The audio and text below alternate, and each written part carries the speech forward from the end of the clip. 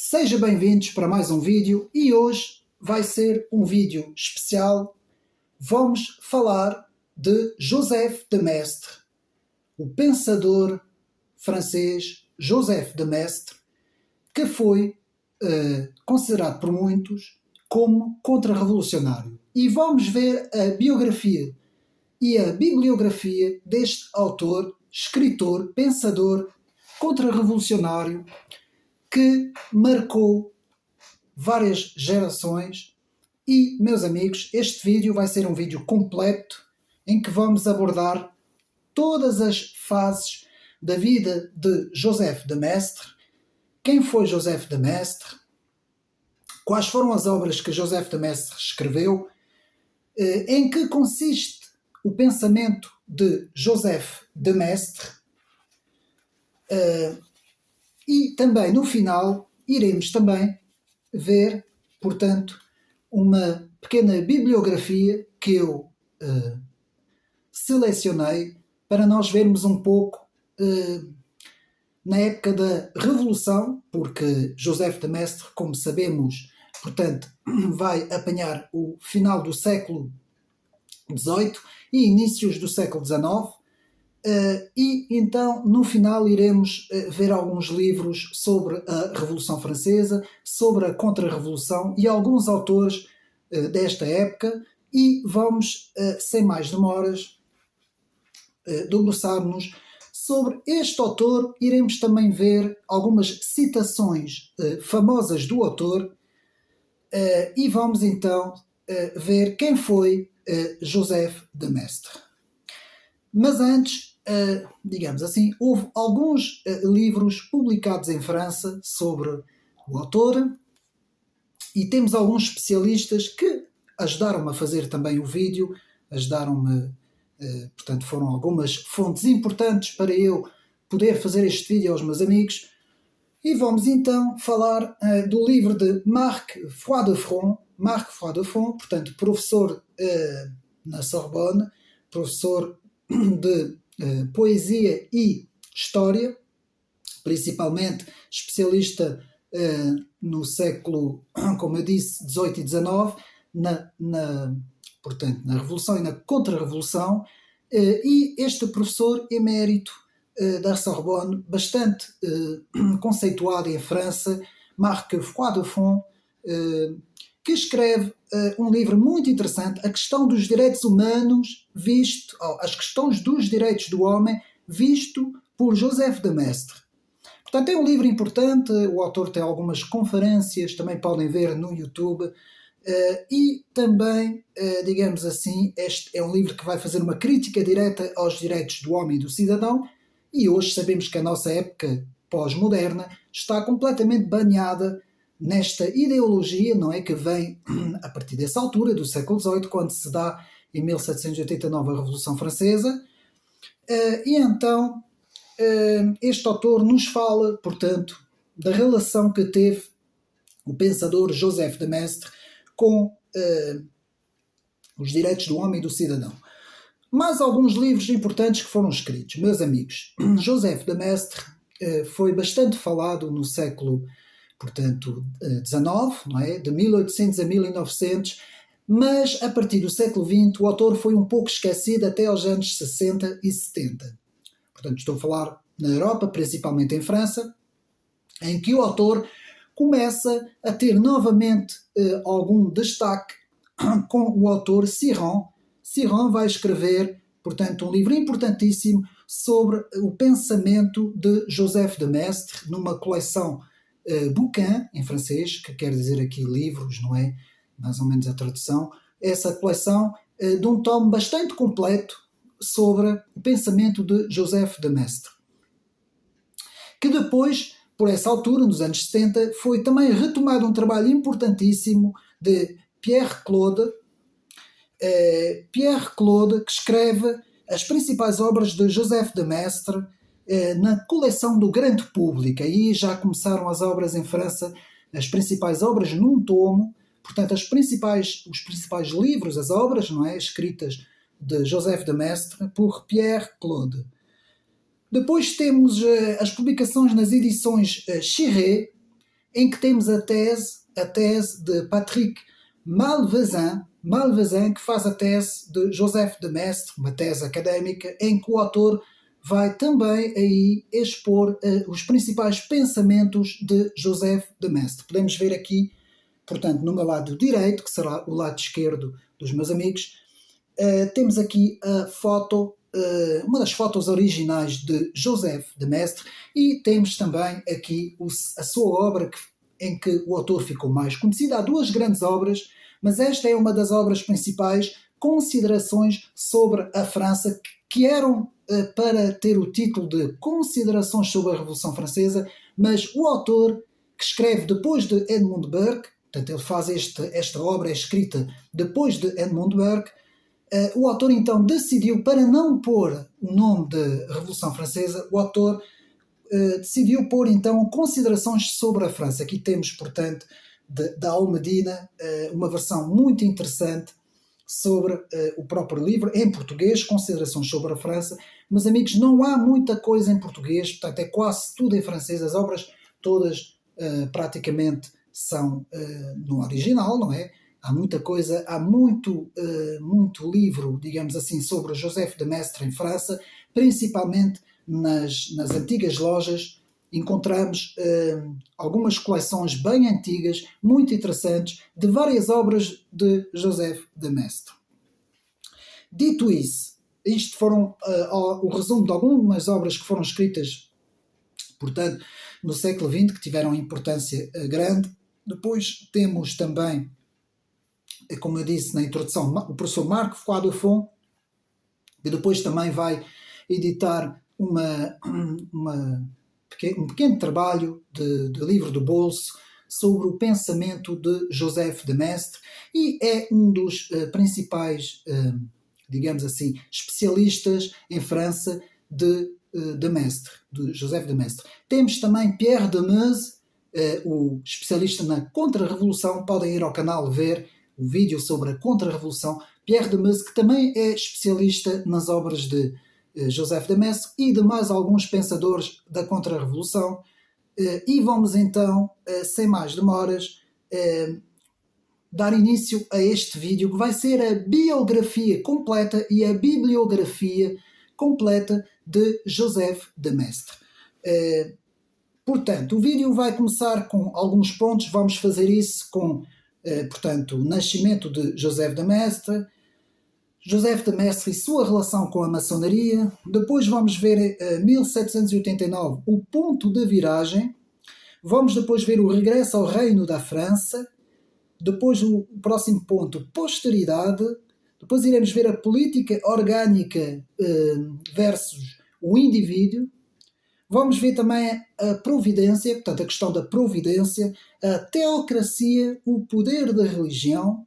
Depois o penúltimo ponto, crítica dos ideólogos. Vamos ver quem são os ideólogos, e vamos à bibliografia no final, como eu disse, uma pequena bibliografia de várias obras, não só de Joseph de Maistre, que abrange, portanto, o chamado século das luzes, não é? Que começa em 1700 e vai até a segunda metade, mais ou menos, de 1800, não é? Então é o século XVIII e inícios do século XIX, aliás, período em que viveu Joseph de Maistre. Depois vamos também ter algumas citações e o retrato, a personalidade de Joseph de Maistre. Bom, antes de iniciarmos, eu quero aqui ler uma citação. Eu vou ler as citações no original em francês e depois eu farei a tradução em português. Meus amigos, uma das citações mais importantes, mais conhecidas de Joseph de Maistre, que ficou, portanto, para a posteridade na obra do autor, é a seguinte citação. La contre-révolution ne sera pas une révolution contraire, mais le contraire de la révolution. Portanto, eu vou fazer a tradução. A contra-revolução não será uma revolução contrária, em senso contrário, mas o contrário da revolução. E esta foi uma das principais citações de Maistre, que, como vamos ver, parece um pouco confusa esta citação, mas ela tem bastante a ver com o pensamento do autor, porque este autor, ao contrário do que muita gente diz, este autor não queria que a sociedade voltasse, portanto, para trás. Ele não era como os reacionários, não é? O reacionário é aquele que quer fazer uma ruptura com o presente e novamente levar a sociedade para trás, não é? Muitas vezes os reacionários falam num antigo regime, querem novamente o antigo regime. Também não era um conservador, porque ele não faz parte dessa visão conservadora. Como sabemos, os conservadores vão partir da Revolução Francesa, não é? Onde mais ou menos começa a ser distinguido o que é chamado a esquerda e a direita, não é? O eixo horizontal, que eu tenho falado muito nos meus vídeos, da esquerda e da direita, se bem que ela, como eu disse, veio um pouco antes, na questão dos antigos e dos modernos, com o Rio Sena, em que do lado direito ficavam os que defendiam os clássicos e do lado esquerdo ficavam os primeiros progressistas, digamos assim. Isto estamos a falar no século XVI, em 1500, logo depois da Reforma Protestante. Então, dito isto, Joseph de Maistre, como vamos ver com esta citação, portanto, a contra-revolução não é uma revolução em sentido contrário, mas sim o contrário da revolução. O que Joseph de Maistre aqui diz é que o seu pensamento, situa-se não, digamos assim, noutro tipo de revolução, que seria o contrário da Revolução Francesa, mas não, ele diz que o seu pensamento é justamente antagónico com a Revolução Francesa, é, de certa forma, não é outra revolução, mas sim é um pensamento oposto ao da Revolução Francesa. Porque, como podemos ver no meu vídeo da Contra-Revolução de Pierre de Meuse, podemos ver que houve muitos autores no século XVIII que se posicionaram contra a Revolução Francesa, que não estavam de acordo com alguns postulados da Revolução Francesa, mas que continuaram a partir sempre da base de 1789, a base, digamos assim, em que a monarquia deixa de existir e começa então o regime republicano, não é? A república começa aí e esses autores vão a mesma posicionar-se no campo republicano, enquanto que no campo contra-revolucionário é exatamente o contrário. Os autores contra-revolucionários, não conservadores, estou aqui a dizer os autores contra-revolucionários, vão se opor completamente à origem mesmo da revolução, não é? Que tem dois grandes postulados, o individualismo fundador e o liberalismo, digamos assim, ideológico. Estes dois grandes postulados, o individualismo fundador, emancipador e o liberalismo ideológico, vão ser completamente combatidos por esses autores que vão então ser, digamos assim, classificados dentro da ciência política como autores dentro do chamado tradicionalismo. Atenção, porque há dois tipos de tradicionalismos. Temos o tradicionalismo católico, chamado católico, e temos o tradicionalismo político, que também são duas coisas diferentes. Mas não é aqui o âmbito deste vídeo. Nós agora vamos então, portanto, a obra de Joseph de Maistre, apenas alguns postulados antes de entrarmos na biografia. Então, Joseph de Maistre não era teólogo, atenção, era laico, não tinha formação teológica como os sacerdotes nessa altura, alguns padres e bispos tinham essa formação teológica, mas de Maistre não tinha. Ele era um político, ele era alguém que estava do lado da religião, nessa altura, a religião católica, mas ele não tinha formação teológica.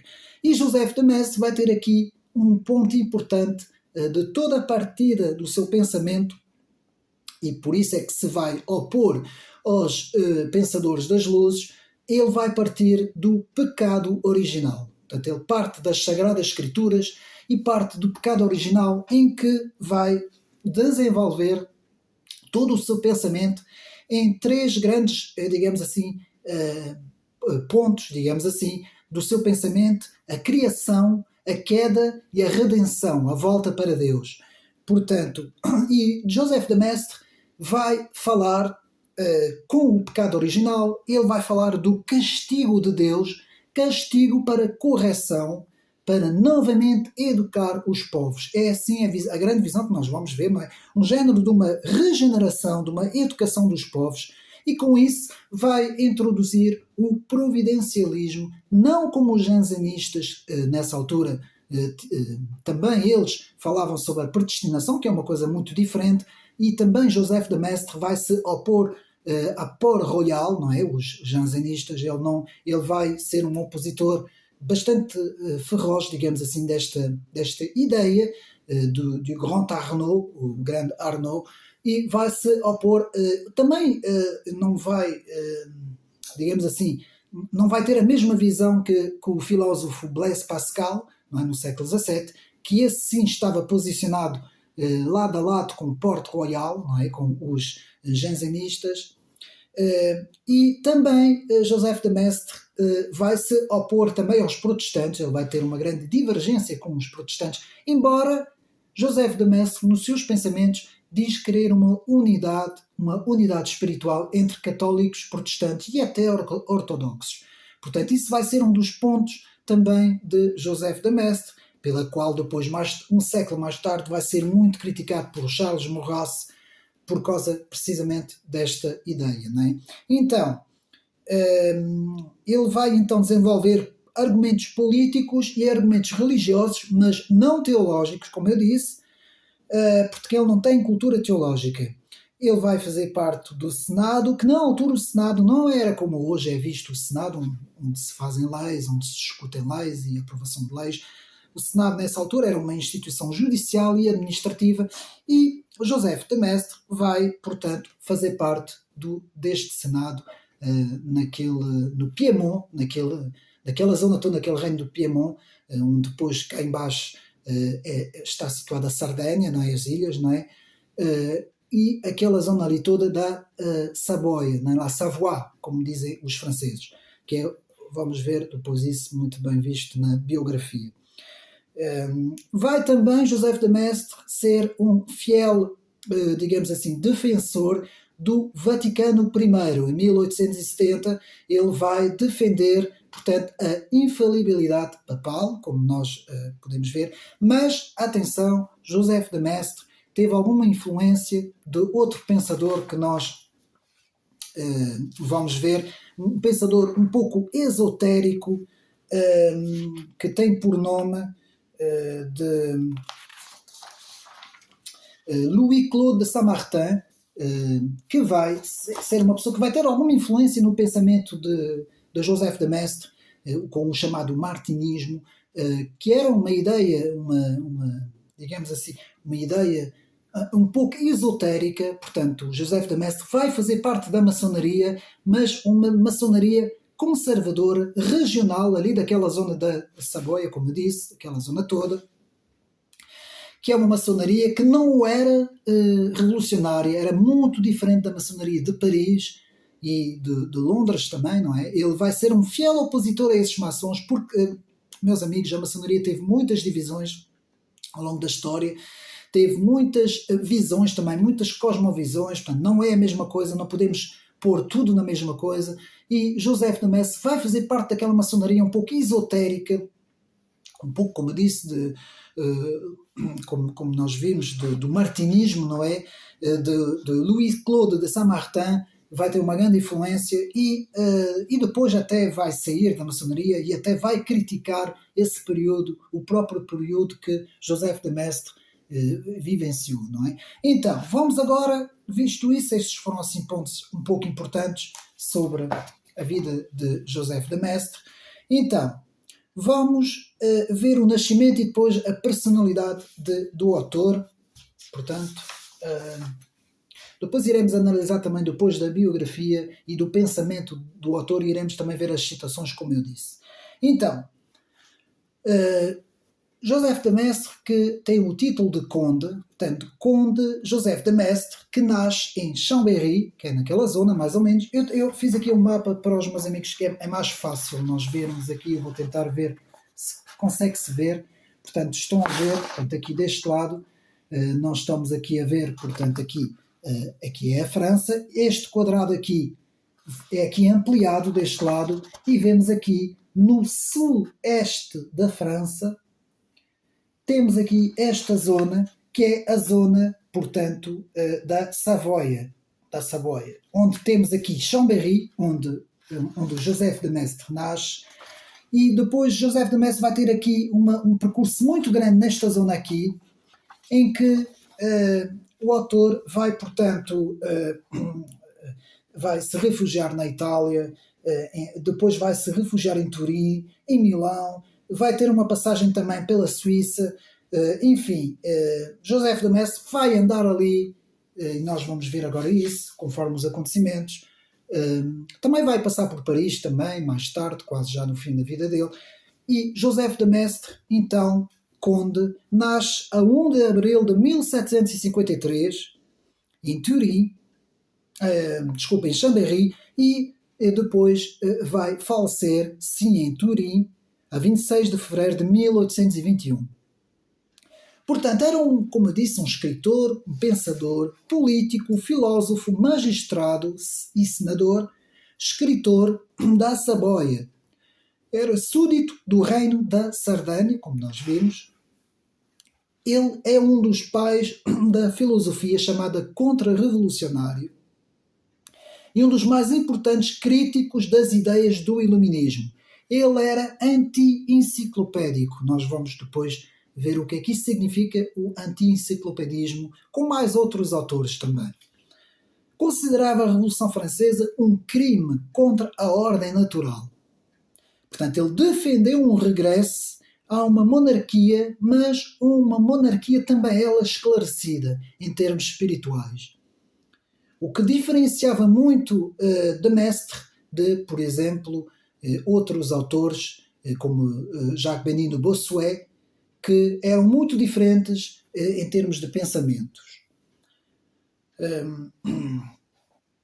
Portanto, era um pensamento mais tradicionalista, mas podíamos dizer que era um esoterismo racionalista. Vejam bem o que alguns especialistas acabam por nos dizer.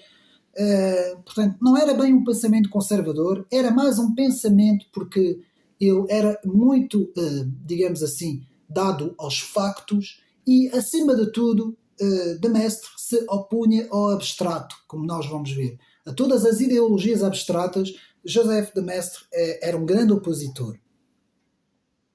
Joseph de Maistre era membro do Senado soberano da Saboia, antes de emigrar em 1792, quando as forças armadas francesas ocuparam a Saboia. Passou depois alguns anos na Rússia, antes de regressar a Turim. De Maistre teve uma grande influência na Rússia, como vamos ver, e também no czar Alexandre I, que, digamos assim, foi buscar muita coisa ao pensamento de Maistre. E, meus amigos, também nós iremos também fazer uma pequena, digamos assim, um pequeno estudo sobre a Santa Aliança, porque é importantíssimo. Toda a obra de Joseph de Maistre remete para a defesa da Santa Aliança, que nós depois vamos ver que Joseph de Maistre era muito partidário de uma aproximação entre a França e a Rússia e também dos outros países ali da Europa. Portanto, iremos também depois ver um pouco essa questão da Santa Aliança. Então, o nascimento de Joseph de Maistre, que nasce a 1 de abril de 1753, portanto no princípio da segunda metade do século XVIII, em Chambéry, que era o Ducado da Saboia, no Hotel de Salines. Nessa altura, portanto, era hábito aquilo que era chamado hotel, não tem o mesmo significado dos hotéis de hoje, não é? Eram, digamos assim, estalagens, digamos assim, onde muitas vezes eram aí as parteiras faziam, portanto, normalmente os nascimentos eram feitos nesses tais hotéis, não é? Portanto, neste hotel de Salines, Place de Lyon, e foi imediatamente batizado na igreja de Saint-Léger. Veio de uma família originária do condado de Nice, portanto, que é ali embaixo, um pouco mais abaixo de Chambéry, onde o seu avô, André, era um drapeiro em Nice, que cuidava de roupas, de tecidos e roupas. E o seu pai, portanto isto era o avô, e o seu pai, François Xavier Mestre, era magistrado em Nice e depois, em 1140, no Senado de Saboia, em Chambéry. Este último cargo conferiu-lhe um privilégio de nobreza hereditária.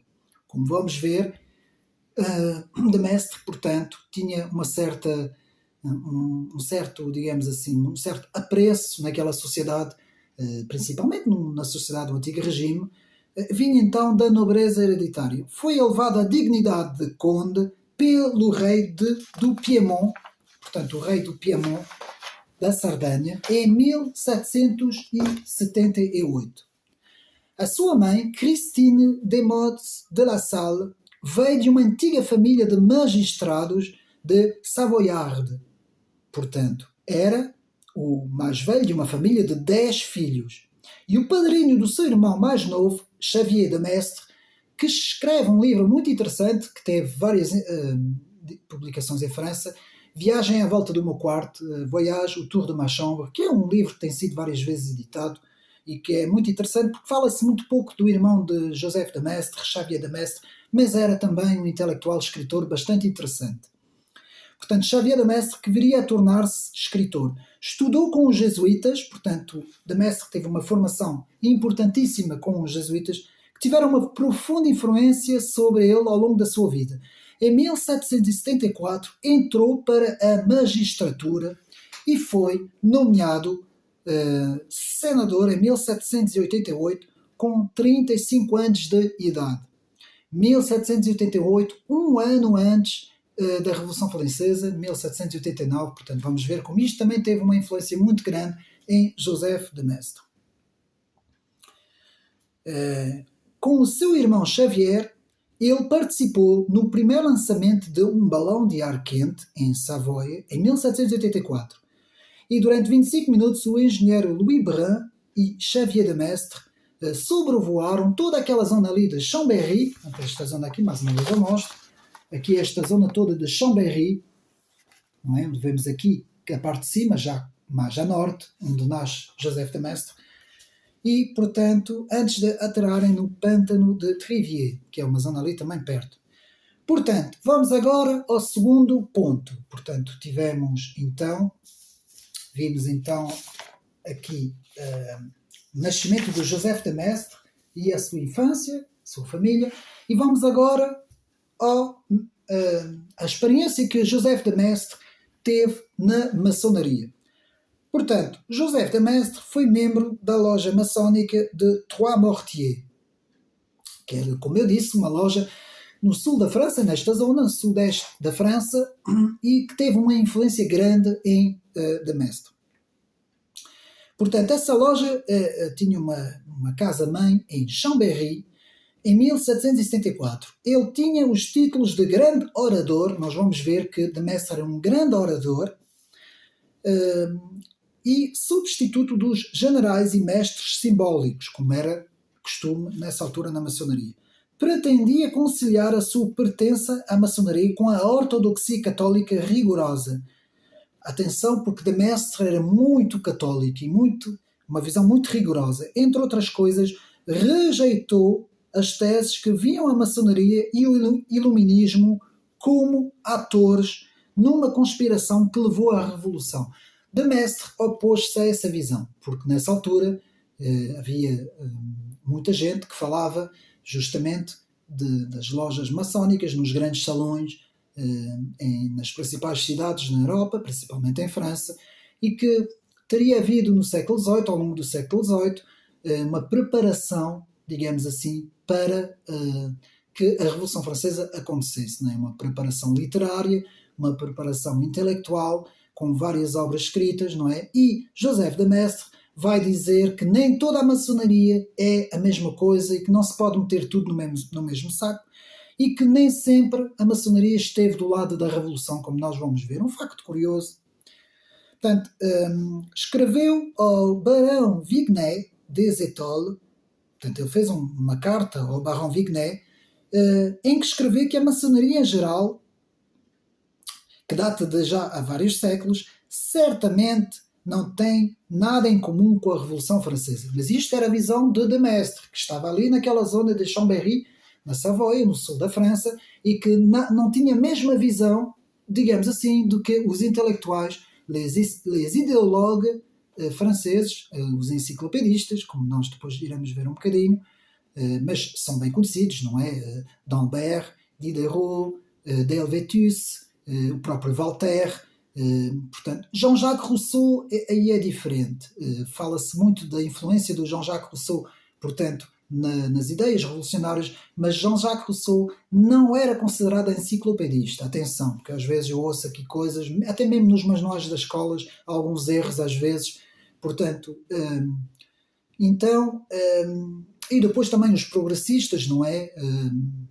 Turgot, Condorcet, portanto, e os primeiros liberais, Benjamin Constant, por aí fora. Então, de Mestre, que no início vai abraçar as ideias da Revolução. Atenção, nós vamos ver isso mais para a frente. Eu já me estou a adiantar. Portanto, em 1768, juntamente com alguns irmãos de Chambéry, fundou a loja reformada escocesa de La Sincérité, a sinceridade, que dependia do diretório escocês, cujo alma era Jean-Baptiste Villermoz. Portanto, Villermoz, que nasce em 1730 e morre em 1824, que era discípulo de Joachim Martinez de Pascaly, que era também ele um discípulo, que era também ele um mestre, não é? Dentro do pensamento maçónico escocês. Foi recebido como cavaleiro beneficiante, então voltamos a Joseph de Maistre, foi recebido como cavaleiro beneficiante da cidade de Santa, sob o nome de Josephus a Floribus. Este apelido refere-se às flores da calêndula no seu brasão de armas. Portanto, eu vou beber um bocadinho de água, peço desculpa aos meus amigos.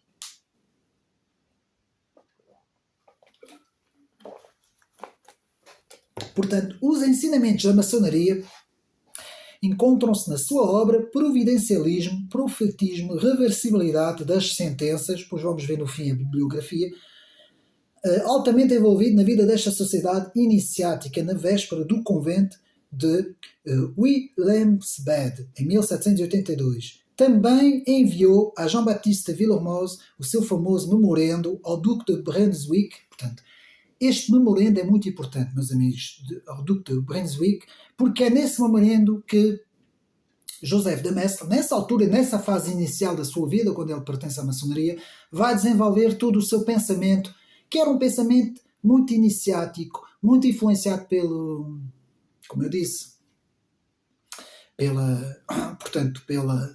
pelas obras de Louis Claude de Saint-Martin e o martinismo, então vamos ver isso mais para a frente, e é aqui que ele vai também ter uma amizade muito grande com este Louis Claude de Saint-Martin, por quem tinha uma grande amizade e também uma grande admiração, e que disse dele: estava determinado a defender a ortodoxia em todos os aspectos, daí a sua atração pelo martinismo, como eu disse, martinismo, que é um género de uma sociedade sincrética, uma ideologia sincrética, maçónica, nessa altura, que estava muito ancrado nestas lojas maçónicas do sul da França, mas que nada tinham a ver, atenção, estas lojas, esta visão é completamente contrária à visão do norte da França, aquelas lojas dos grandes salões, essas lojas maçónicas.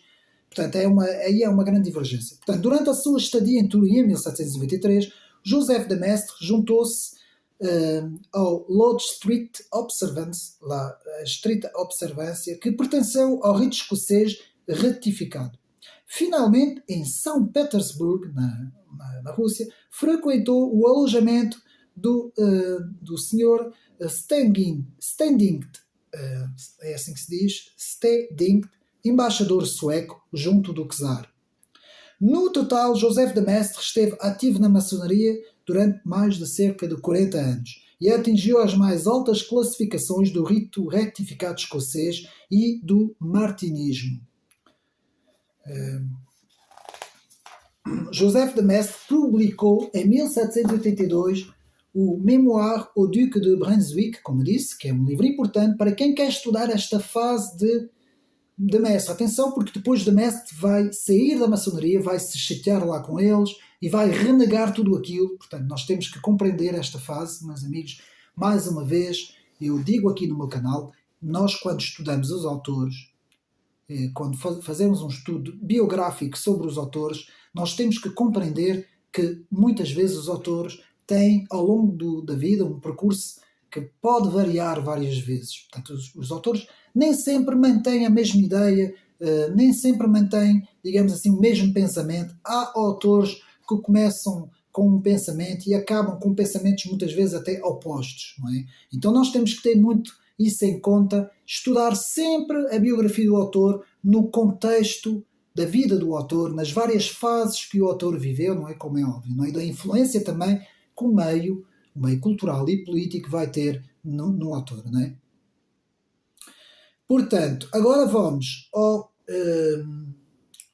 terceiro ponto de viragem da Revolução Francesa.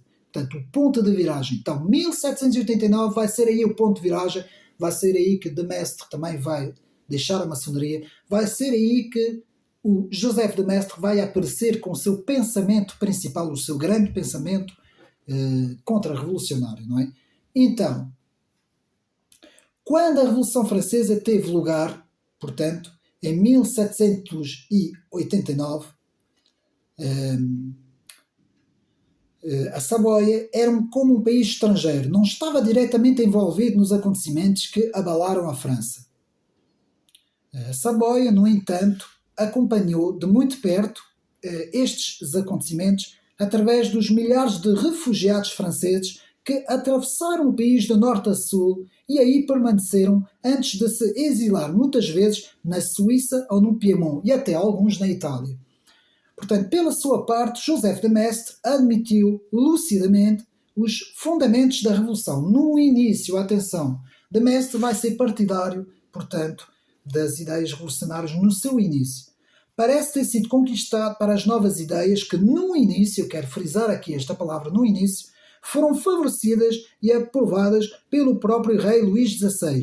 Num discurso ao Senado da Saboia, o senador Joseph de Maistre apela a que o povo dê grandes passos em direção à chamada igualdade civil. Portanto, ele foi no início, inicialmente ele foi conquistado por essas ideias da igualdade que prometia, digamos assim, a Revolução Francesa. Contudo, atenção, lamentou os excessos e desordens populares que estavam a perturbar a vida do país vizinho. E é apenas quando as instituições monárquicas e religiosas da França são ameaçadas que as suas ideias contra-revolucionárias e anti-galicanas são formadas, sendo o seu julgamento influenciado pela leitura das Réflexions sur la Révolution de France, de Edmund Burke. Tinha guardado isto para a bibliografia final, mas eu posso aqui ver, portanto, a grande obra de Reflexões sobre a Revolução em França, de Edmund Burke, que vai influenciar muito, digamos assim, que foi escrito uns anos antes e que vai ter uma grande influência sobre de Maistre. Bom, então vamos agora ver um pouco também quem era de Maistre, o seu retrato, digamos assim, a sua personalidade. De Maistre era um bom escritor, atenção, ele tinha une bonne plume, como dizem os franceses, uma boa pluma, pena, digamos assim, é assim, uma pena, né, de escrita naquele tempo, e era, digamos assim, era de prosa incisiva, ele era bastante, digamos assim, muito pormenorizado na sua escrita. Era um homem honesto, era um nobre e um cavalheiro. Portanto, ele era um gentleman, como dizem os ingleses, era um homem cavalheiro e era de temperamento bastante temperado, digamos assim. Era um grande orador, atenção, de Maistre, foi um grande orador, era muito espiritual, daí que até ia quase ao esoterismo, tanto era o seu espiritismo. Era um homem de salão. Portanto, era um homem que muitas vezes gostava de expressar as suas ideias em salões. Um bom falante, como eu disse, um bom orador, muito instruído, homem de letra. Era muito instruído e era um homem de letra, falava um pouco russo, atenção, e era muito versado em latim e grego. Tinha muitos contactos na realeza, tanto em França como na Rússia. Era de temperamento humilde, de tendência aristocrata, como vimos, principalmente da parte da mãe, amante da realeza católica, bom amigo dos jesuítas, era muito inteligente, era ponderado, era sério. Atenção, esta parte aqui é importante. Ele não era pragmático, não era, portanto, não era doutrinário, não era dogmático. Era homem espirituoso, homem de grandes ideias, e era homem de reflexão. Ele refletia muito, assim um pouco como os poetas. Ele às vezes também se isolava um pouco e meditava muitas vezes, pensava, tinha um grande poder de reflexão. Homem muito religioso, piedoso, insistia na dignidade, na honra, como sendo valores principais do homem por essa altura, no século XVIII. Portanto, estas foram basicamente um pouco, digamos assim, os traços da personalidade de Joseph de Maistre. Então, Joseph de Maistre. Alguns biógrafos, incluindo Robert Triumph, censuram-no pelo que consideraram ser alguém que virou o seu pensamento. Isto é, para subestimar a violência dos acontecimentos deste período conturbado, que este homem de caráter forte, leal à dinastia Savoy, não tinha intenção de sofrer esses acontecimentos passivamente, nos dizem alguns biógrafos. Portanto, Joseph de Maistre entrou na resistência quando o seu país foi invadido durante a noite de 21 a 22 de setembro de 1792 pelas forças revolucionárias, pelas tropas, as forças armadas francesas revolucionárias, sob as ordens do general Anne-Pierre de Montesquieu-Fezenac. A 23 de outubro, os deputados da Savoie, les Savoyards, nomeados pelo povo sob o controle do ocupante, constituíram-se como a Assembleia Nacional e proclamaram a Assembleia Nacional daquela zona e proclamaram a perda da Casa da Saboia, a supressão das 7 províncias e a unidade indivisível da Albrogia. Portanto, a 27 de novembro de 1722, a Convenção Nacional decretou que a reunião da Saboia com a França tornariam, portanto, esta zona no departamento 84. Portanto, esta zona foi então, digamos assim, foi reunida ao governo da França, tornando-se o 84 departamento. A partir daí, o povo de Savoyard passou a estar completamente sujeito ao regime revolucionário francês. A Constituição Civil do Clero, imposto a Savoia, apesar do compromisso da França de respeitar o livre exercício da religião e a independência dos padres, levou ao exílio e à deportação de um grande número de padres da Saboia, inserida e por vezes a sua execução. Portanto, morreu ali muita gente também. Portanto, a 23 de março de 1793, em Chambéry, testemunhou, portanto, a liquidação do Senado soberano da Savoia, da qual pertencia Joseph de Maistre, pelos próprios revolucionários franceses. Joseph de Maistre foi o único senador a mostrar a sua resistência ao novo poder em exercício. Aqui é a grande viragem, porque de Maistre vai ver aqui muita gente a ser morta pelos revolucionários franceses e vai começar a olhar para essa revolução como algo de satânico, algo que estava a acontecer como um castigo para a França, não é? Portanto, em abril de 1793, Annecy tornou-se o centro das manobras contra-revolucionárias. Portanto, doutor de Théolage era a alma da resistência. Joseph de Maistre foi o seu conselheiro e orador. De Maistre refugiou-se em Turim, tanto cá embaixo, na parte mais lá para portanto, podemos ver aqui, já tanto na parte digamos assim, debaixo da zona da Savoia. Portanto, não sei se conseguem ver aqui mais ou menos. Eu vou tentar aproximar. Isto é um mapa que eu tirei, não é? Para os meus amigos verem. Portanto, eu vou aqui só um bocadinho para os nossos amigos verem. Assim que as tropas francesas invadiram a região, no inverno instalou-se com sua mulher e os seus 2 filhos, Adèle e Rodolphe, na cidade de Aoste, onde encontrou o seu irmão Xavier de Mestre e as suas irmãs Marie-Christine de Mestre e Jeanne-Baptiste de Mestre. Mas as leis dos Allobroges obrigam os refugiados a regressar a Savoia sob a pena de confiscação dos seus bens. No seu regresso a Chambéry, o casal de Mestre recusou fazer o juramento e, como emigrantes, a sua casa na Place de Saint-Léger e os seus terrenos e as suas vinhas foram postas à venda como propriedade nacional. Entretanto, a 27 de janeiro de 1793, Madame de Mestre deu à luz uma menina que foi batizada Constance em Chambéry, na cidade de Chambéry, e foi temporariamente confiada à sua avó materna, Ana de Morron, a fim de escapar à vida turbulenta dos seus pais, que iam para o exílio. Portanto, de Mestre andou ali muitas vezes de um lado para o outro. Isto sem contar com o regime de terror, confirmado pela lei dos suspeitos.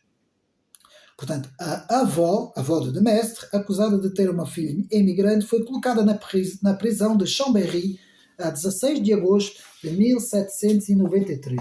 Quando foi libertada, recuperou a sua neta e criou-a em Savoie, com a sua própria filha. Portanto, a família de Mestre refugiou-se em Lausanne, cá em cima, na Suíça, onde residiu durante 4 anos. José cumpriu várias missões em nome do seu soberano, como correspondente dos gabinetes do Ministério dos Negócios Estrangeiros da Sardenha.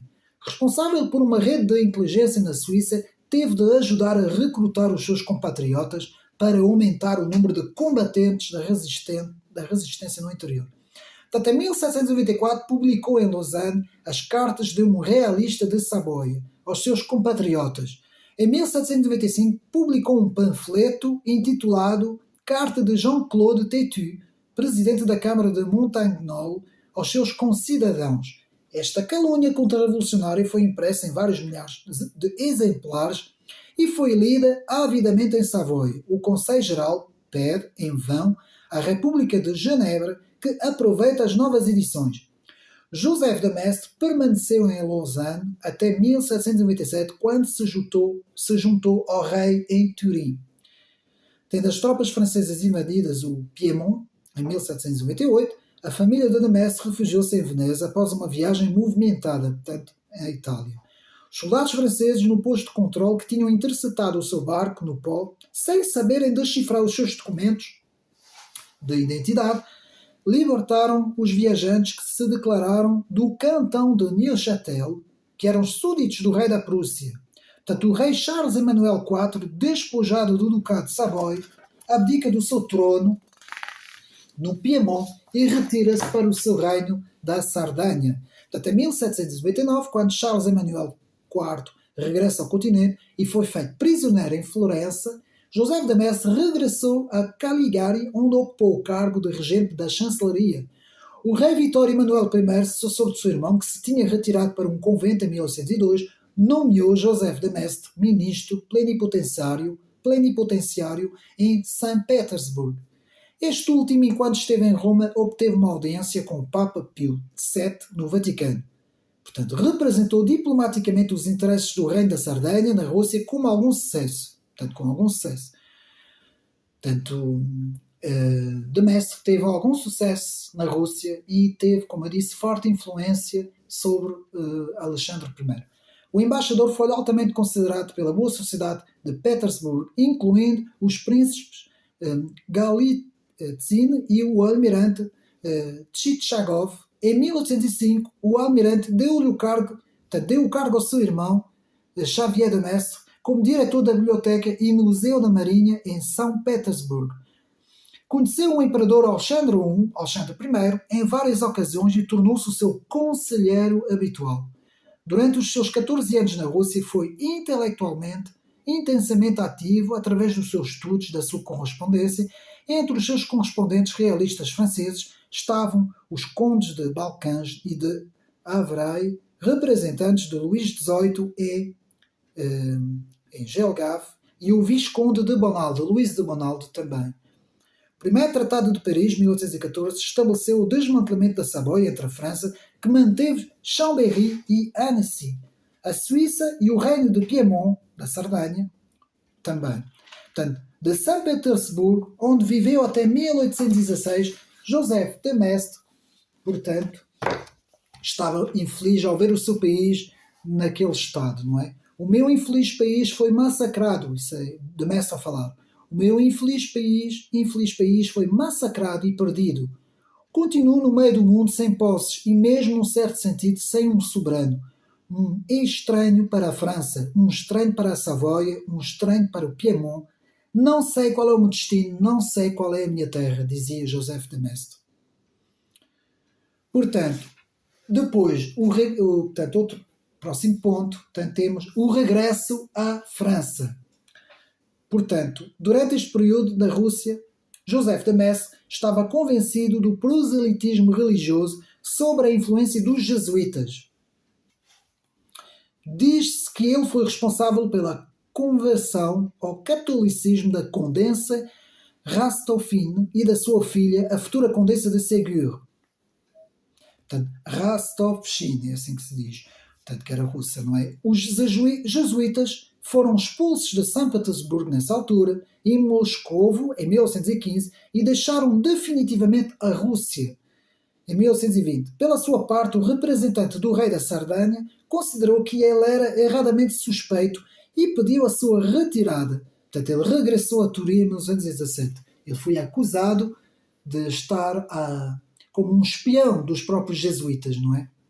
Portanto, Joseph de Maistre, no seu regresso, passou 3 semanas em Paris, em maio de 1817, onde conseguiu uma audiência com o rei Luís XVIII, que foi uma infeliz audiência, porque o rei recebeu muito friamente, aquilo não correu lá muito bem, e foi uma desilusão para Joseph de Maistre.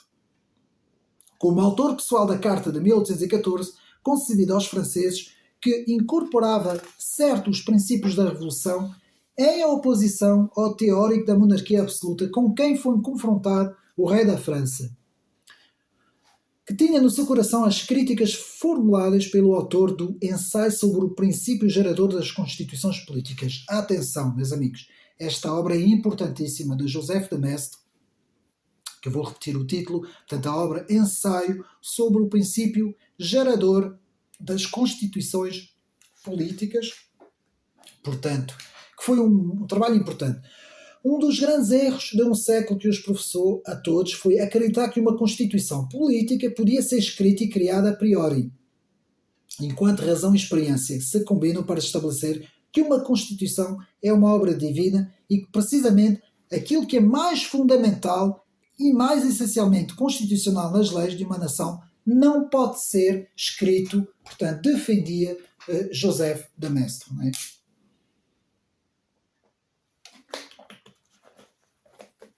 Portanto,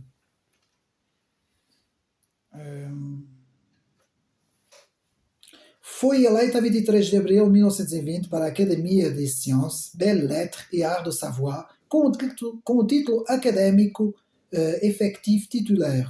No seu regresso, Joseph de Maistre foi nomeado presidente da chancelaria com o cargo de ministro do Estado. Morreu em Turim a 26 de fevereiro de 1921. E ele está enterrado na Igreja dos Santos Mártires. Portanto, isto para acabar então a biografia de Joseph de Maistre. Então, união e posteridade, portanto, a posteridade de Maistre. Em 17 de setembro de 1787, Joseph de Maistre casou com François Marguerite de Morand, que nasceu em 1759 e morreu em 1869, conhecida como Madame Prudence, a Madame Prudência, filha de Jean-Pierre de Morand, de Saint-Sulpice, 1703-1759, e Anne-Marie Favier de Noyer, que nasceu em 1732 e morreu em 1812. De quem teve Joseph de Maistre, que foi o principal representante juntamente com o Visconde Louis de Bonald e o espanhol Donos Cortés, da oposição às teses da Revolução Francesa. Aqui já é outro capítulo, já não tem nada a ver com a família do Joseph de Maistre. Então, eu vou repetir. Joseph de Maistre foi o principal representante, juntamente com o Visconde Luís de Bonald e o espanhol Donos Cortés, da oposição às teses da Revolução Francesa. Luís de Bonald e Joseph de Maistre tinham teorias relativamente semelhantes, uma vez que este último expressou pouco antes da sua morte. O que o próprio disse: não pensei nada que não tenhas escrito, não escrevi nada que não tenhas pensado. Luís de Bonald não hesita em destacar as exceções que diferenciaram os seus dois sistemas. Portanto, basicamente, eu posso explicar um pouco.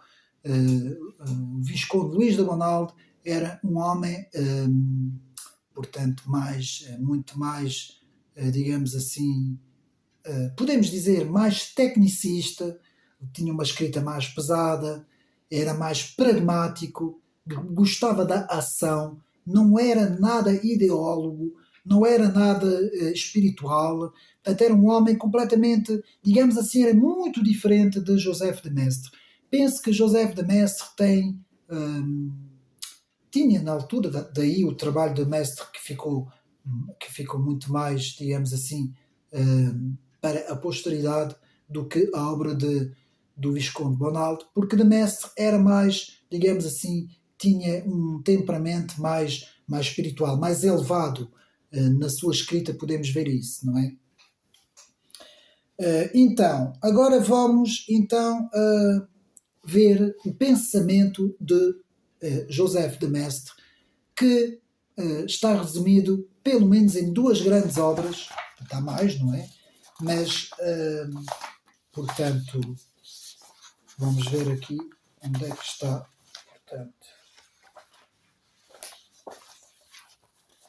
portanto, pelo menos duas grandes obras principais, que é Les Soirées de Saint-Pétersbourg e Considerações sobre a França,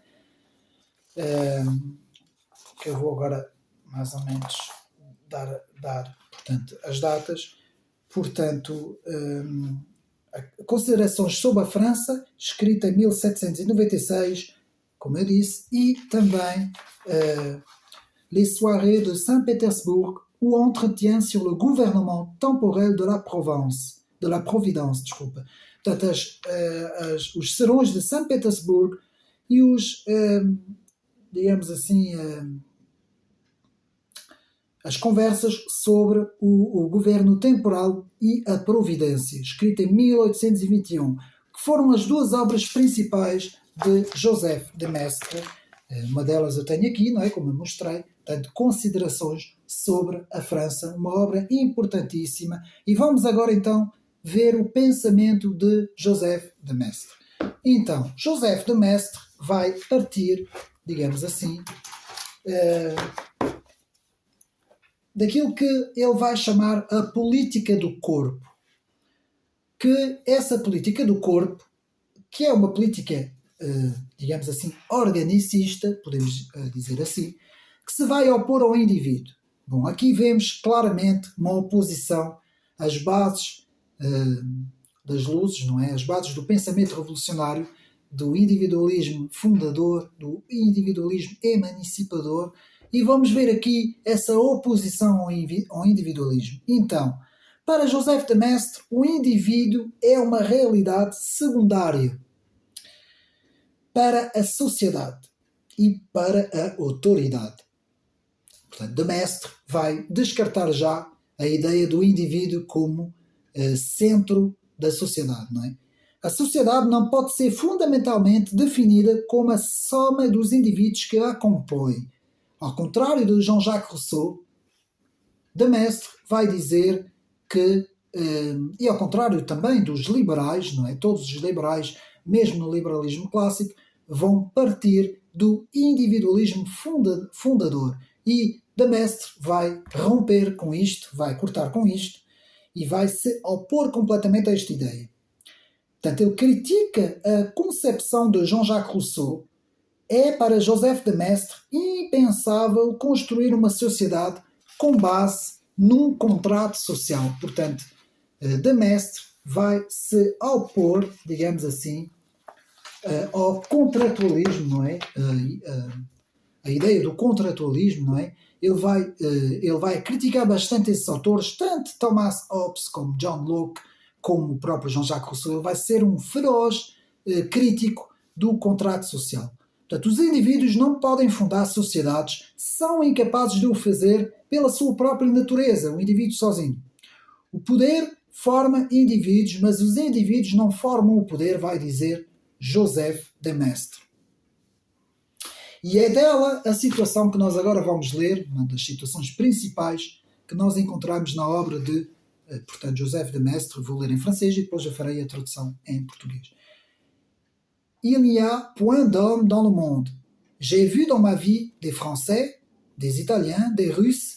Je sais même, grâce à Montesquieu, qu'on peut être persan. Mais quant à l'homme, je déclare ne l'avoir rencontré de ma vie. S'il existe, c'est bien à mon issue. Não há homens neste mundo. Eu já vi na minha vida franceses, italianos, russos. Sei, mesmo graças a Montesquieu, que nós podemos ser persas. Mas quanto ao homem, eu declaro nunca o ter encontrado na minha vida. Se ele existe, isto é bem...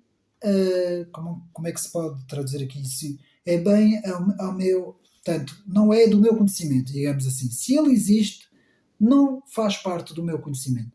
Portanto, o que eu quero dizer com isso, ou com esta declaração, é que Joseph de Maistre vai aqui se opor ao abstrato, ao chamado homem abstrato, o homem universal, não é? O homem como, digamos assim, como o humano universal que representa toda a raça humana no mundo, não é? Portanto, o individualismo e o universalismo vão ser, portanto, duas ideias que de Maistre vai rejeitar completamente. E é por isso que muitos analistas e especialistas posicionam Joseph de Maistre como tradicionalista e não como conservador. Então, Joseph de Maistre, que vai dizer que nunca tinha visto o homem, com isso ele quis dizer que o homem como entidade abstrata não existe. O homem pertence, acima de tudo, à sociedade. Podemos, portanto, ver seres que só se podem definir a si próprios em relação ao contexto particular em que vivem, em relação ao organismo político do qual são uma célula. Meus amigos, toda esta destruição das raízes identitárias da Europa parte justamente deste pressuposto que começa com os enciclopédicos, com os ideólogos, e que vai ter a sua, digamos assim, o seu expoente em 1789 com a Revolução Francesa, essa ideia de que o individualismo emancipador está no centro e na base do homem e da sociedade. E é a partir daqui que se dá a descristianização completa da Europa. Porquê? Porque com isso toda a sustentação das tradições vai cair por terra. Porque se o homem passa a ser individual, o individualismo passa a ser o fundamento, digamos assim, o fundamento base da sociedade, caem as tradições, as pertenças, as raízes, caem as identidades, caem, portanto, uma série e os próprios princípios, valores e costumes, como eram nessa altura, porque a palavra tradição só aparece a partir de Edmund Burke, antes falavam-se em costumes, tudo isso cai por terra e, digamos assim, e é por isso que de Maistre se vai opor a esta visão emancipadora, que vai ter o seu expoente no liberalismo, não é? E depois vai continuar por aí fora, não é? Então, o que é que ele vai nos dizer? Portanto, o homem pertence acima de tudo à sociedade. Podemos, portanto, ver seres que só se podem definir a si próprios em relação ao contexto particular, já vimos isso, que vivem em relação ao organismo político da qual são uma célula. Por outras palavras, um indivíduo isolado não é nada. Um indivíduo isolado não é nada, nos diz José de Maistre. Uma vez que está abstractamente separada da autoridade e das tradições. Isto vai ser muito bem depois retomado mais tarde por outros autores.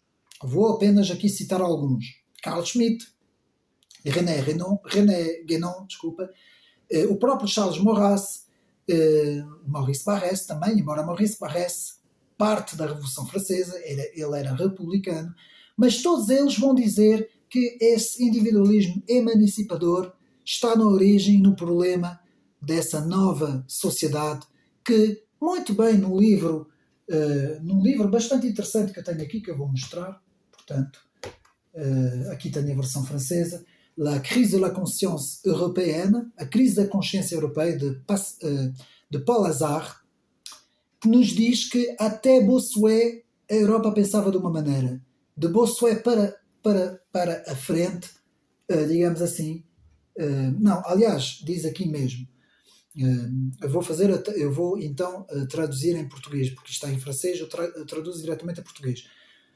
A maioria dos franceses pensavam como Bossuet. De repente, os franceses começaram a pensar como Voltaire. Isto é uma revolução, escreve Paul Hazard. De 1680 a 1715 vão-se enfrentar duas ideias, as mais contraditórias uma da outra. A ordem clássica, que parecia eterna, ora, em 1680, na questão dos antigos e dos modernos, tudo vai começar a mexer. Os espíritos, onde a audácia de pretenderem que os modernos são muito melhor que os antigos, que o progresso deve vencer em relação à tradição, que a ciência deve se sobrepor à fé. O espírito, digamos assim, do agnosticismo, digamos assim, está em todo o lado. O gosto dos escritos das viagens, da epopeia das viagens, que vai alargar os horizontes, vão ser completamente destorçados do seu contexto e vamos começar a ver o mundo de uma outra forma. O progressismo vai retomar o seu lugar. Portanto, é o que nos escreve aqui A Crise da Consciência Europeia, de Paul Hazard, que é um livro muito interessante e que fala justamente desta análise que Joseph de Maistre aqui faz sobre este rompimento com a tradição para pôr no seu lugar o indivíduo emancipador, como eu costumo dizer, não é? Então, ele vai dizer que, por outras palavras, um indivíduo isolado não é nada, uma vez que está abstratamente separado da autoridade e das tradições que ligam a sociedade, sendo essencialmente destrutivos, sendo na sua essência seres corruptos e fatores negativos aos olhos dos teóricos. Os homens conseguem principalmente destruir a sociedade e, no entanto, nem sequer são capazes de o fazer, uma vez que são transportados por uma providência que utiliza indivíduos para o regenerar. E agora chegamos aqui ao ponto da providência, que é importantíssimo no pensamento do Joseph de Maistre, e eu vou ler aqui outra citação importantíssima, eu vou ler em francês e depois em português. Il y a dans la Révolution française un caractère satanique qui la distingue de tout ce qu'on a vu et peut-être de tout ce qu'on verra. Tradução? Há na Revolução Francesa um caráter satânico que distingue de tudo o que se viu até agora e de tudo aquilo que se vai ver. Portanto, porquê é que de Maistre diz que há digamos assim, um caráter, um pensamento, um aspecto satânico na Revolução? É justamente por causa disso, porque a Revolução vai destruir tudo, todas as pertences tradicionais, tudo aquilo que, digamos assim, dava um certo enraizamento, as raízes, digamos assim, do homem, não é? Todas as raízes de pertença do homem vão ser completamente destruídas por essa revolução que quer, digamos assim, fazer uma folha em branco, não é? Quer pintar a sociedade toda de branco e destruir todo o legado tradicional do passado, não é? Este vai ser então... E porquê que José de Maistre diz isso? Ele vai dizer, e nós agora aqui vamos ver, a providência é um conceito importante para José de Maistre, porque assim a revolução, embora pareça ser uma iniciativa de indivíduos, não diz José de Maistre, é de facto aos seus olhos uma manifestação da providência divina, que nunca deixa de intervir no discurso dos assuntos humanos. Este é também para ele o caso das guerras. Para ele, isso pode ser visto no discurso da Revolução Francesa, o próprio facto de ter degenerado prova que uma força superior foi a força motriz por detrás deste acontecimento. José de Maistre vai dizer que, de certa parte, a Revolução Francesa é uma operação de erro que Deus vai mandar para a sociedade. É o próprio Deus que manda essa operação de erro para que os homens façam revolução e se matem uns aos outros, digamos assim, para depois, novamente, repor a sociedade francesa no seu bom caminho, digamos assim. Era assim que José de Maistre via as coisas. José de Maistre dizia que Deus, de tempos a tempos, dava uma correção à humanidade, à sociedade humana, fazia, assim como, por exemplo, um terremoto de terra manda tudo abaixo e depois há uma reconstrução, não é? Então, José de Maistre nos fala dessa providência divina. Portanto, para José de Maistre, o corpo político constituído a imagem de um organismo, ou seja, ele vai dizer que o corpo político é um organismo como um organismo vivo, que pode por vezes estar doente, lá está. Esta doença é revelada pelo enfraquecimento da autoridade e da unidade que liga a sociedade. Portanto, providência, a fim de punir os homens e regenerar efetivamente a sociedade, a providência leva-os à rebelião contra a autoridade, tais como a Revolução Francesa.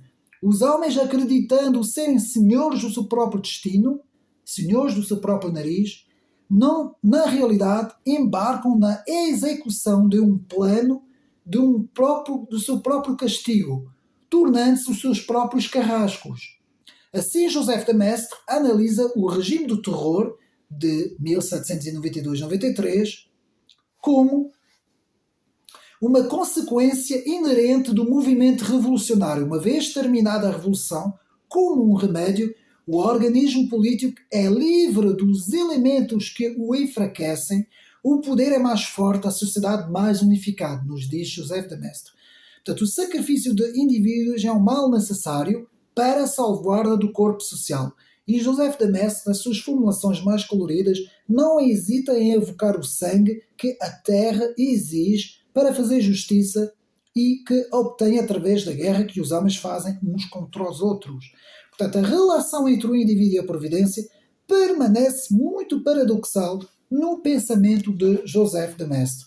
Os homens são ambos capazes de subverter a sociedade em que vivem e despojados do seu papel ativo pela providência, o que os torna basicamente seres passivos. E aqui chegamos à ideia de Maistre, a teocracia, como sendo uma estreita aliança de poder e de religião. Portanto, se José de Maistre ataca o regime republicano e o protestantismo, por que de Maistre vai atacar o protestantismo? José de Maistre, ao contrário de que eu tenho ouvido por aí, não é? Principalmente alguns franceses dizem isso, José de Maistre não ataca a parte espiritual, a parte religiosa dos protestantes, a volta às escrituras, ou seja, como que a escritura é a base do protestante e não mais a autoridade eclesiástica, não é?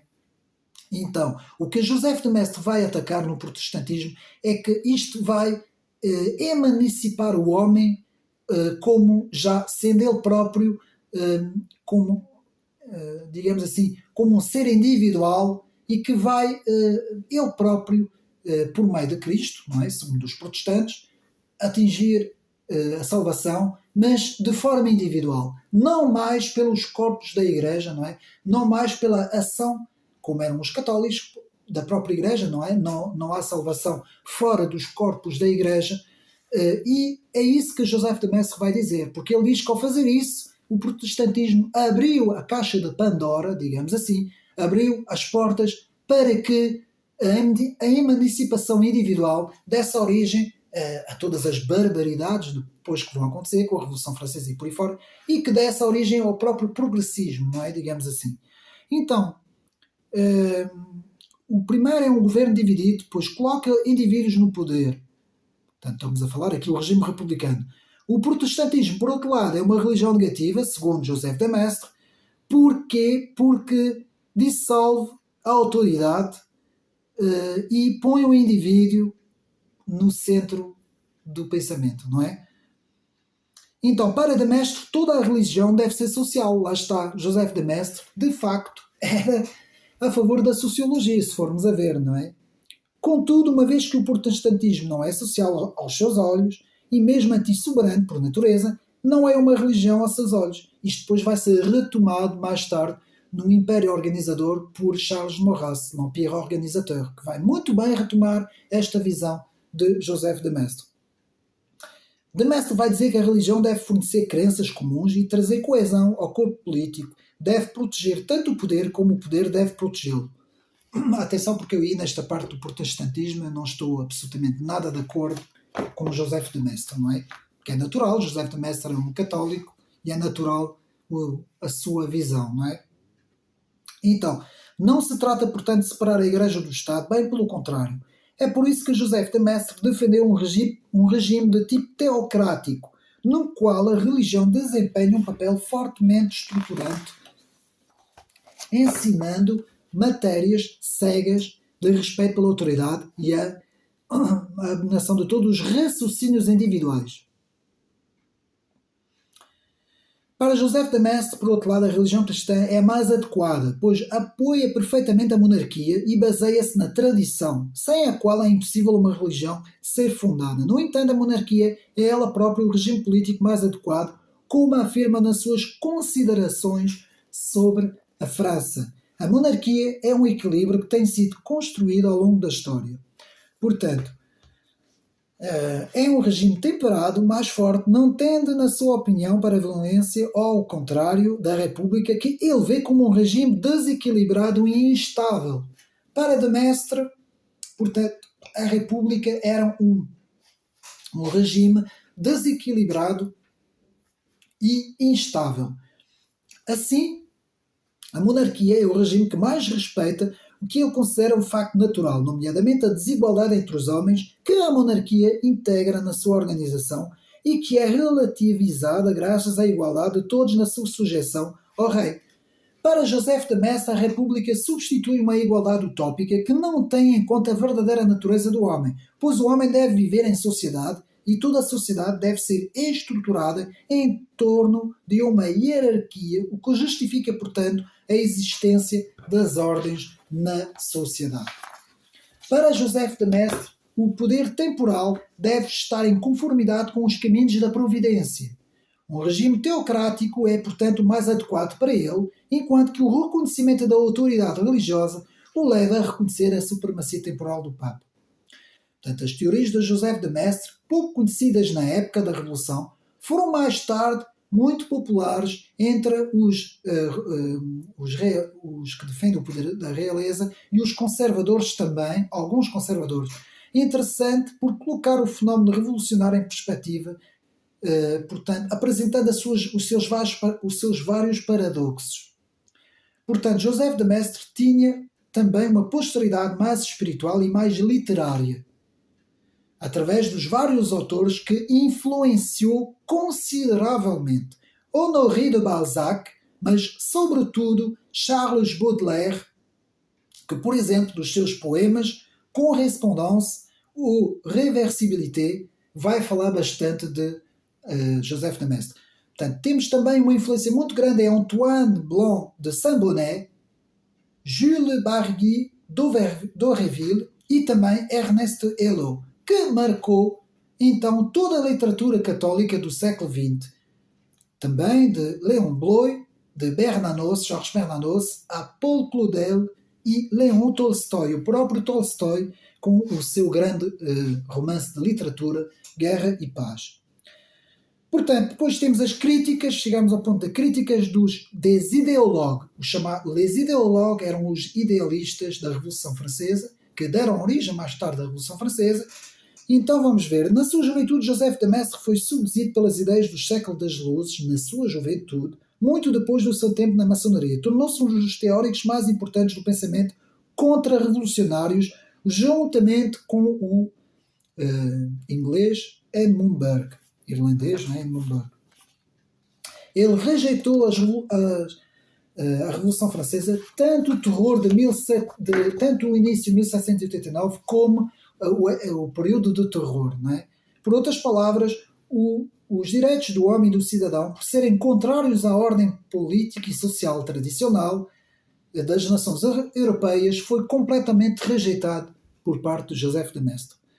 Portanto, no final foi designado como também anti-iluminista e anti-enciclopédico. E, portanto, aqui temos apenas uma curiosidade. O Instituto, fundado por Jacques Louvi em 1775, no seio do Centre Universitaire de Savoie, onde tem exposto todas as obras e os trabalhos de Joseph de Maistre. Também a Associação Amigos de José e Xavier de Maistre, o irmão, o escritor, como eu disse, e também as publicações da revista Les Études Maestriennes, os estudos maestrianos. Meus amigos, vamos agora aos livros. Publicações, portanto, temos primeiro livro que podemos ter, temos uma publicação, portanto, que foi uma tese do decreto de Joseph de Maistre, mantido na Biblioteca Nacional da Universidade de Torino, que tem o título em latim, portanto, Nobilis Joseph Maistre, que foi publicado em 1772 e depois foi arquivado, depois mais recentemente, nessa Biblioteca Nacional da Universidade de Torino. Depois temos o Éloge de Victor Amédée III, em Chambéry, 1775. Tem Elogio de Victor Amédée III. Depois, um trabalho importante, em 1793, Lettre d'un royaliste savoyen et ses compatriotes.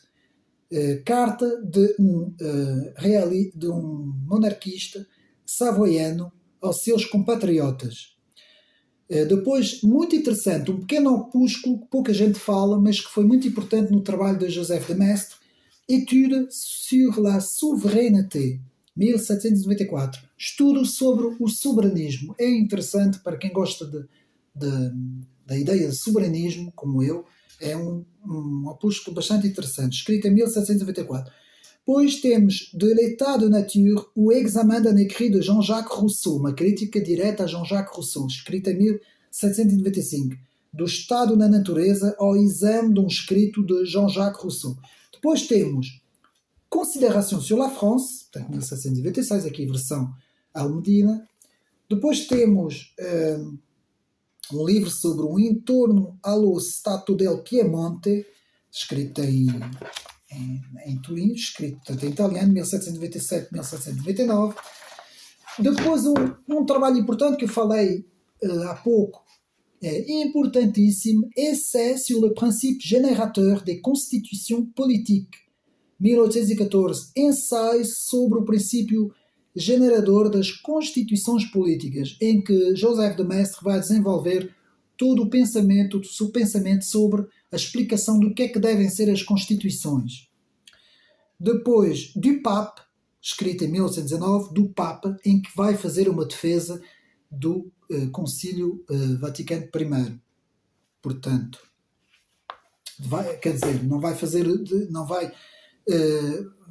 foi escrito em 1819, não vai ser uma defesa porque o concílio ainda não tinha acontecido, mas vai defender a infalibilidade papal, que depois foi retomado em 1870, assim aqui é no Concílio Vaticano I. Depois, de l'Église gallicaine, 1821, atenção, de Maistre era um fiel opositor ao galicanismo. Ele opunha-se muito à ideia de galicanismo, ou seja, a ideia de que a Igreja francesa tinha primazia sobre a Igreja de Roma, Isso, Joseph de Maistre era completamente contra esta ideia, não é? Porque ele era um ultramontano, ele era de facto defensor ferrenho da Igreja Vaticana, não é? Depois do seu trabalho importantíssimo escrito em 1821, Les Soirées de Saint-Pétersbourg, já vimos esse livro, não é? Les Soirées de Saint-Pétersbourg, o entretien sur le gouvernement temporel de la Providence, portanto, os sons de Saint-Pétersbourg, ou entretenimentos sobre o governo temporal da Providência, escrito em 1921. Depois, outro livro em 1922 importante, Lettre à un gentilhomme russe sur l'Inquisition espagnole, Lettre a um gentilhomem, ou um cavalheiro, digamos assim, russo, sobre a Inquisição espanhola. Depois, Examen de la philosophie de Bacon, où l'on traite différentes questions de philosophie rationnelle, Exame da Filosofia de Bacon, onde se vai tratar diferentes questões sobre a filosofia racional, 1836. Depois, em 1953, Lettres et opuscules inédits du comte Joseph de Maistre, Letras e opúsculos inéditos do conde Joseph de Maistre. E 1959, Mémoire politique et correspondance diplomatique, Memória política e correspondência diplomática. Meus amigos, esta é a biografia principal de Joseph de Maistre. Então, vamos agora então ver as citações, portanto, as citações importantes da obra de Maistre, portanto, em que podemos ver as seguintes situações. Toute nation a le gouvernement qu'elle mérite. Esta citação é engraçada. Portanto, toda nação tem o próprio governo que merece, não é? E é bem verdade. Chaque nation, comme chaque individu, a reçu une mission qu'elle doit remplir. Cada nação, como cada indivíduo, tem uma missão que deve cumprir. Ce ne sont point les hommes qui mènent la révolution, c'est la révolution qui emploie les hommes.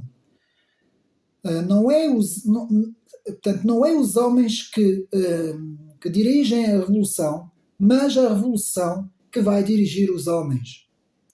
E uma das citações mais importantes, la contre-révolution ne sera pas une révolution contraire, mais le contraire de la révolution. Já vimos, não é? A contra-revolução não é uma revolução em sentido contrário, mas o contrário da revolução.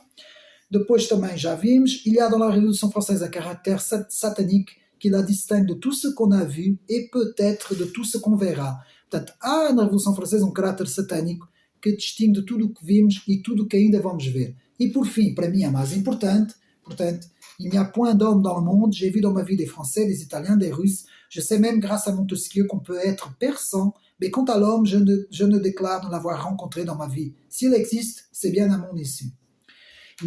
Não há homens neste mundo. Eu já vi franceses, italianos, russos, sei até que pode-se ser persa, graças a Montesquieu, mas quanto ao homem, eu declaro nunca o ter visto. Se ele existe, portanto, é ao meu desconhecimento, digamos assim.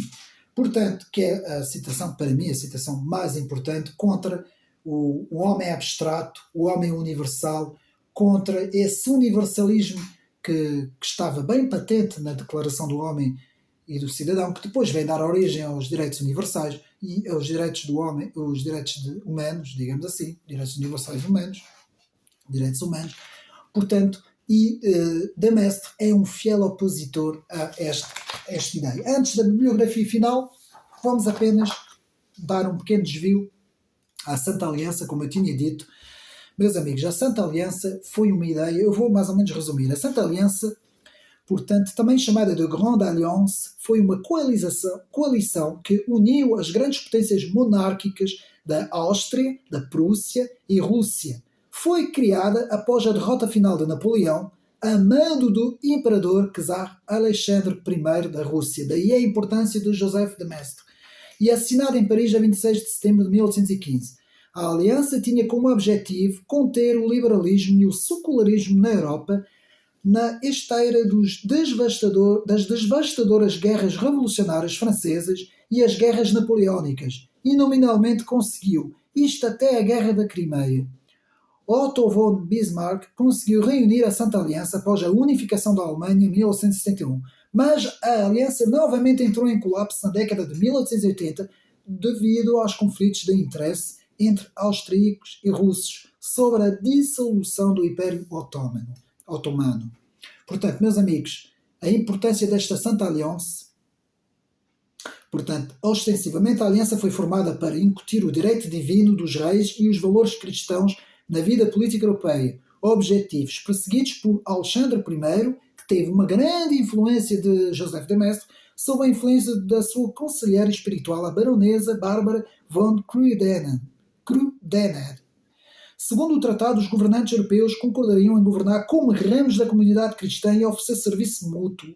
O acordo foi inicialmente secreto e desacreditado pelos liberais, embora o liberalismo tenha sido efetivamente contido nesta cultura política até as revoluções de 1948. Meus amigos, o poder inglês teve uma influência muito grande, teve na França, teve na Espanha, teve em Portugal, teve na Áustria, teve em vários sítios. O que é que os ingleses queriam? Para os ingleses, a Santa Aliança era um perigo, porque iria completamente ao contrário do seu poderio. Iria destabilizar de tal maneira o seu poder na Europa, e é por causa disso que hoje temos esta Europa que temos. É precisamente por esta Santa Aliança não ter seguido em frente, não é? Portanto, cerca de 3 meses após a ata final do Congresso de Viena, os monarcas da Confissão Católica, Áustria, da Confissão Protestante, Prússia, e da Confissão Ortodoxa, Rússia, prometeram agir com base na justiça, amor e paz, ambos em assuntos internos e externos, para consolidar as instituições humanas e remediar as suas imperfeições. Portanto, a aliança foi rapidamente rejeitada pelo Reino Unido, embora Jorge IV tenha declarado seu consentimento em sua qualidade de rei de Hanover, pelos Estados Papais e pelo Império Otomano. Visconde e secretário das Relações Exteriores britânico chamou-a de um pedaço de sublime misticismo sem sentido. Vejam bem como é que os ingleses olhavam para a Santa Aliança. Portanto, na prática, o chanceler austríaco e ministro das Relações Exteriores, o príncipe Clemens von Metternich, fez dela um bastião contra a democracia, a revolução e o secularismo, bem presentes na Revolução Francesa, embora se diga que sua primeira reação foi chamá-la de um nada retumbante. Os monarcas da Aliança usaram-no para suprimir a influência revolucionária, especialmente da Revolução Francesa, como disse, de entrar em suas próprias nações. Portanto, a aliança é geralmente associada às alianças quádruplas e quintuplas posteriores, que incluem o Reino Unido e, a partir de 1818, a França, com o objetivo de defender o Acordo de Paz Europeu e o equilíbrio de poder no Concerto da Europa, concluído no Congresso de Viena. Em 29 de setembro de 1818, Alexandre, o imperador Francisco I da Áustria e o rei Frederico Guilherme III da Prússia encontraram-se com o Duque de Wellington, o Visconde Castelgard e o Duque de Richelieu no Congresso de Aquisgrão para exigir medidas severas contra universitários demagogos que se concretizaria nos decretos do ano seguinte. Portanto, no Congresso de Truppo em 1820 e no Congresso de Leibnitz, em que sucedeu em 1921, Metternich também tentou alinhar seus aliados na supressão da revolta carbonária contra o rei Fernando I das duas Sicílias. E em 1921 a aliança se reuniu, a quinta dupla aliança se reuniu pela última vez no Congresso de Verona em 1922 para aconselhar contra a Revolução Grega e resolver a invasão francesa da Espanha. Desculpa, meus amigos, a Santa Aliança simplesmente foi uma tentativa de estampar, digamos assim, a força que estava a ter em toda a Europa as ideias revolucionárias, meus amigos. E Joseph de Maistre foi um fiel opositor, digamos assim, portanto, destas ideias revolucionárias, meus amigos, e daí a importância da obra de Joseph de Maistre, que, como eu disse, os 2 livros mais importantes, Considerações sobre a França e Les Soirées de Saint-Pétersbourg, portanto, os Serões de São Petersburgo, que são os 2 grandes trabalhos, também o trabalho sobre as Constituições, também um terceiro trabalho, um trabalho importantíssimo também, da obra de Joseph de Maistre. E agora, alguns livros sobre a Revolução Francesa, sobre a Contra-Revolução e sobre a história da França e sobre toda esta época que vai do século XVIII, todo o século XVIII e a primeira parte do século XIX, digamos assim. Temos então, eu vou começar aqui com, aqui eu vou trazer aqui para os meus amigos verem. Portanto, temos, já tinha apresentado alguns livros no meu canal, não é? Les grands textes de la droite, os grandes textos da direita, em que temos aqui Joseph de Maistre, aqui, digamos assim, temos para aí umas 10 ou 15 páginas só sobre Joseph de Maistre e sobre a sua influência dentro da direita francesa, não é?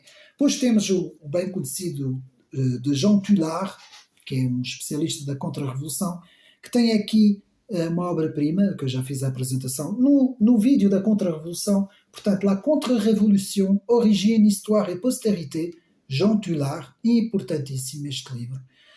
Depois, o que já vimos também aqui, A Crise da Consciência Europeia, de Paul Hazard, La Crise de la Conscience Européenne. Este livro aqui, a versão francesa, existe também a portuguesa, tenho ali, não vale a pena, não vale a pena trazer para aqui, já fiz a apresentação no meu canal. Portanto, é um livro importantíssimo para compreender todo o contexto em que viveu também Joseph de Maistre e os contra-revolucionários, não é? Depois temos L'Histoire de France, de Jean Carpentier, que é um dos grandes historiadores franceses, aqui em francês, versão francesa, L'Histoire de France.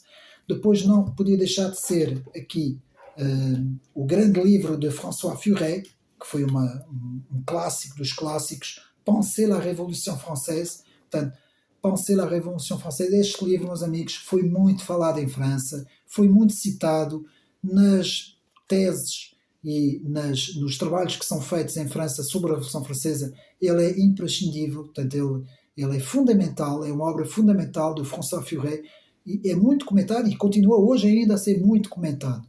Depois temos, dentro do pensamento enciclopédico das luzes, digamos assim, temos que passar pelo estudo desse pensamento, porque senão não conseguimos compreender a obra dos contra-revolucionários, nem conseguimos compreender a obra dos tradicionalistas e do próprio Joseph de Maistre. Então temos o pensamento de Denis Diderot, que eu tenho aqui, portanto, a religiosa que tenho aqui, que aqui também podemos ver a importância, e também na obra-prima de d'Alembert de Diderot, l'Encyclopédie, não é? Que é uma vasta obra de vários volumes, que foi uma obra na altura, que foi como uma explosão no mundo do século XVIII, não é? Quando é editado l'Encyclopédie. Teve também vários adversários, atenção, não foram só pessoas que estiveram, portanto, digamos assim, ao lado dessa obra. Depois temos então Voltaire, não é? Aqui temos, portanto, a obra O Cândido, não é? Voltaire, imprescindível para tentarmos entender o pensamento destes enciclopédicos e ideólogos, não é? Também da Revolução. Depois temos incontornável Jean-Jacques Rousseau e a sua lógica da democracia, o qual era o pensamento, eu tenho também no meu canal, podem ir ver, não é? A análise da obra de Jean-Jacques Rousseau, não é? Um dos principais ideólogos e mentores do pensamento das luzes, não é? Que veio a originar a Revolução Francesa. Depois aqui um calhamaço gigante, mas imprescindível, da história da França. Portanto, aqui não tem capa, o livro é de Marc Ferro, um calhamaço enorme, mas talvez uma das obras mais interessantes, aqui versão portuguesa, meus amigos, portanto, das edições 70, de Marc Ferro, que é com ilustrações e tudo. Meus amigos, esta obra tem quase 900, praticamente 900 páginas, mas aqui temos o resumo de toda a história. Portanto, aqui podem ver, não é? História da França, portanto, podem ver toda o resumo da história da França, que é importante, não é? Para percebermos também quando nós estudamos os autores como Joseph de Maistre. Depois, reflexões sobre a Revolução em França de Edmund Burke. Portanto, isto aqui, meus amigos, dispensa qualquer apresentação. Depois, o grande Hippolyte Taine, talvez o livro mais importante escrito sobre a Revolução também, não é? E as consequências da Revolução. Portanto, Les origines de la France contemporaine, as origens da França contemporânea, Hippolyte Taine, aqui na versão original, francês, não é? Les origines de la France contemporaine. Portanto, talvez um calhamaço também, cerca de, portanto, 1600, quase 1700 páginas. Eu digo-vos uma coisa, depois de ler esta obra, portanto, ficamos com, digamos assim, a visão completa da influência que teve. Portanto, esta obra, eu tenho no meu canal, também podem ver, tem a análise antes da Revolução, a preparação da Revolução, tem a análise da Revolução e tem a análise depois da Revolução. Portanto, é uma obra fantástica, Les origines de la France contemporaine, Hippolyte Taine. Depois, História das ideias políticas. Eu trouxe aqui este livro de Dmitry George Lavrov. Porquê?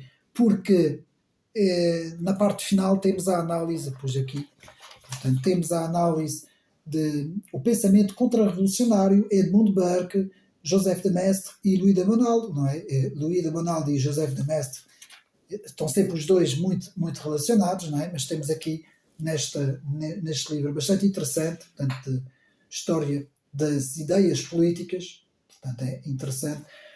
E para acabar, na coleção História do Mundo, aqui o volume 3, portanto há vários volumes, são 4 volumes, e aqui tem a Idade da Razão, que é o século XVIII e XIX, principalmente o século XVIII, e temos então este livro importantíssimo, muito completo, não é? Sobre esta época, esta parte da história que abrange, digamos assim, de 1700 a 1850, mais ou menos. Vem um bocadinho de trás, vai 1650 até 1850. Temos aqui estes, portanto, praticamente 200 anos, não é? 2 séculos em que a Europa vai mudar completamente, não é? E temos então aqui esta obra, escrita em português, do Estúdio da Cor, a editora Estúdio da Cor, de Jean Duché, portanto, História do Mundo, a Idade da Razão, a chamada Idade da Razão. Meus amigos, espero que tenham gostado de mais este vídeo sobre Joseph de Maistre, portanto, a vida e obra, biografia e bibliografia de Joseph de Maistre. Penso que ficou tudo dito sobre o autor. Mais uma vez, espero que tenham gostado. Um abraço e até o próximo vídeo. Não perca a Contra-História do Comunismo. É já a seguir. Um abraço e até à próxima.